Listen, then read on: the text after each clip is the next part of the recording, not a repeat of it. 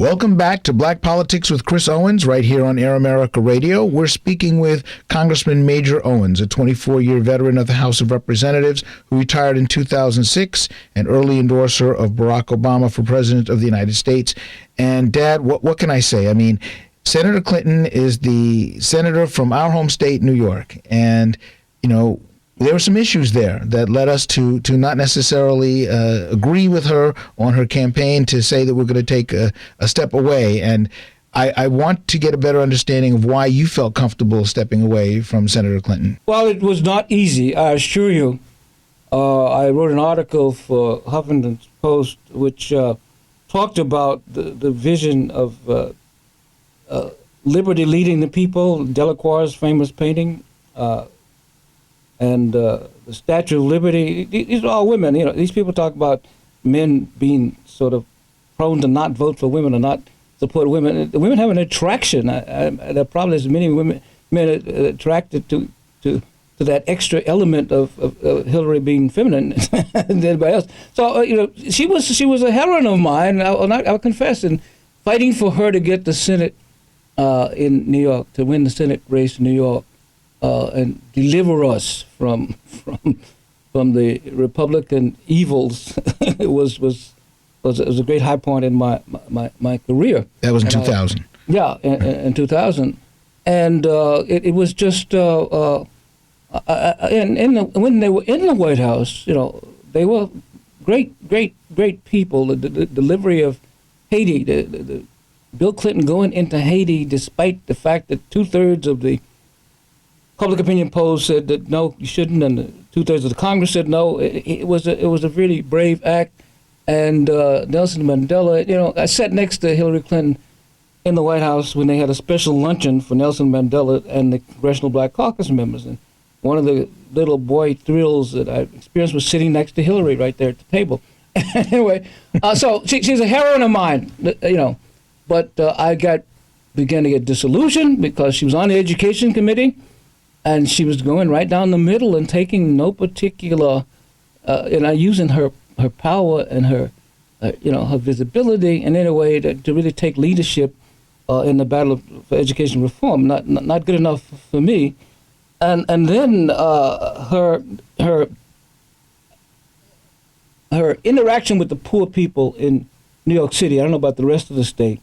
The fact that none of her earmarks ever went to poor groups here in New York City. I went looking for, has she helped in any way?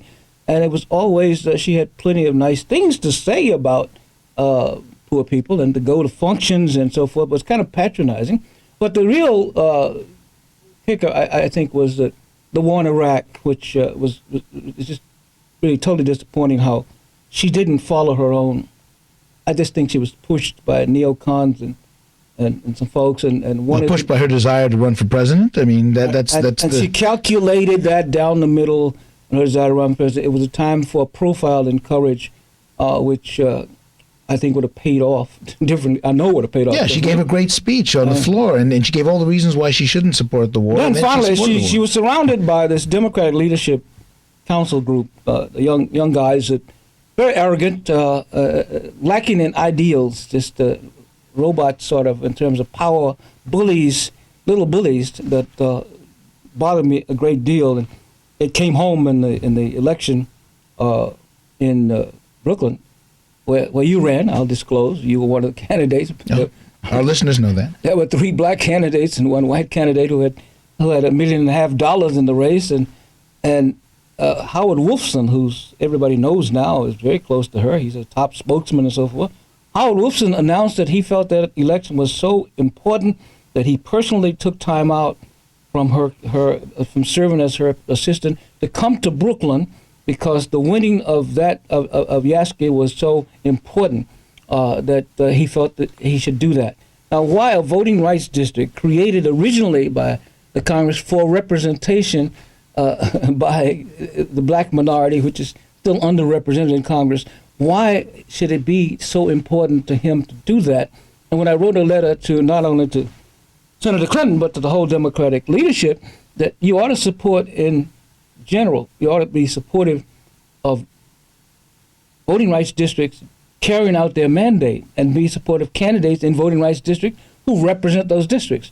You can be, some people may disagree with it or not, but the DLC people came down very hard on it. Rahm Emanuel said, well, 35%, they should draw districts in the future where they're only 35% minorities, and let them be up for grabs. All kinds of things were said, and nobody in the Clinton immediate circle refuted that.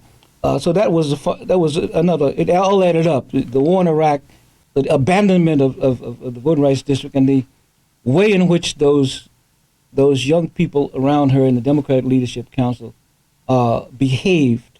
I just saw this is not going to be good for the nation if they are in charge when she wins. Well, I have to say that I found it very, very ironic and basically hypocritical to hear the Clinton campaign constantly talk about Michigan and Florida, count every vote, we need to be heard, et cetera, when you never saw Senator Clinton in Florida in 2000. She had just been elected. You didn't see her stand up on the floor of the House to object to the presidential election. You didn't see her in 2004 speaking out for Ohio.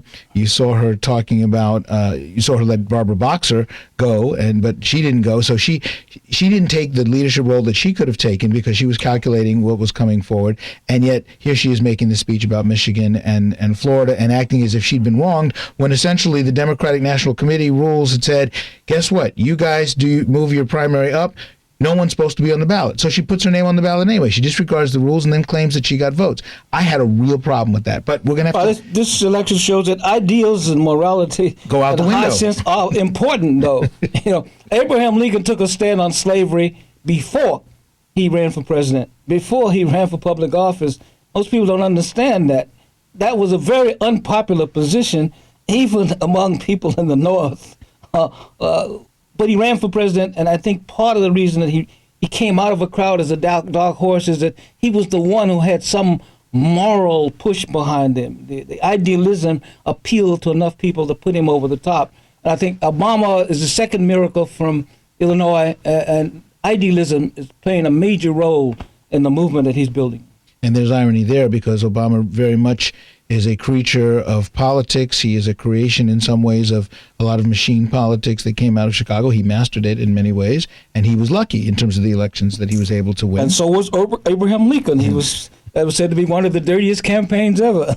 I don't know what they meant by that, but he was in the political stew also. All right, when we come back, we will continue our discussion and talk more about the war in Iraq. With Congressman Major Owens here on Air America Radio. Please stay tuned for more Black Politics with Chris Owens right here on Air America Radio.